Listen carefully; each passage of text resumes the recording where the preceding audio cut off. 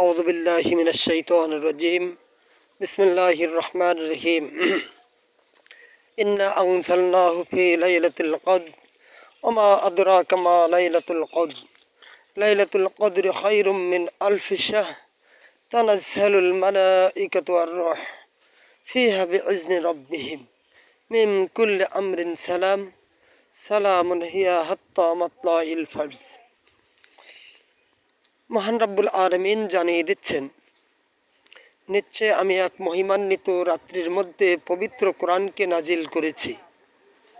ও মুহাম্মদ, ও আমার প্রিয় হাবিব, তুমি কি জানো কদরের রাত্রিটি কেমন?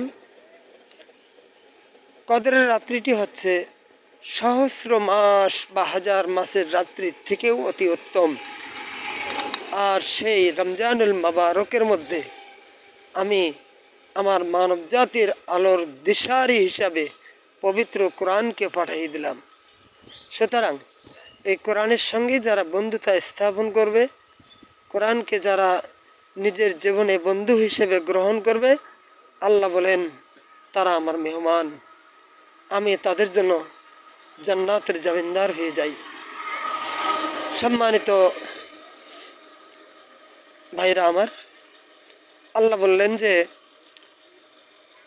তানাজ্জালুল মালাইকাতু ওয়ার রূহ, নিশ্চয়ই এই রাত্রির মধ্যে কি হয়, সমস্ত ফেরেশতারা নেমে আসেন, আর সঙ্গে থাকে হযরতে জিবরাইল আলাইহিস সালাতু ওয়াস সালাম।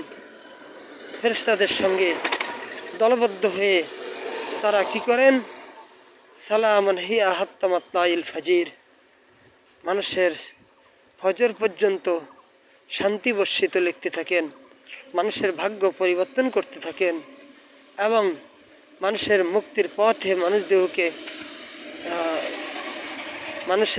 মানুষকে মুক্তির পথে নিয়ে যান, তাদেরকে শান্তি বর্ষিত করেন। তো আমরা সেই কথাগুলোকে হেয় সম্পন্ন মনে করি। অনেকে মনে করি যে এটা কোরআনের ভাষা, কোরআনের একটা কথা, কিন্তু মূলত কোরআনের মধ্যে কি, কোরআন কেন, কোরআন কার উপরে, কোরআন কি জন্য, এ কথাগুলো আমরা একটিবারও চিন্তা করে দেখি না। সুতরাং মানুষ হিসাবে, সর্বশ্রেষ্ঠ জাতি হিসাবে আমাদের প্রয়োজন, আমাদের দরকার, আমাদের ফরজ সেই দিনের প্রতি আমাদের ঈমান আনয়ন করা। আল্লাহ পাক যেন সকল মুসলমান ব্যক্তিদেরকে দিনের পথে দাখিল হওয়ার তৌফিক এনায়েত করেন। আমিন।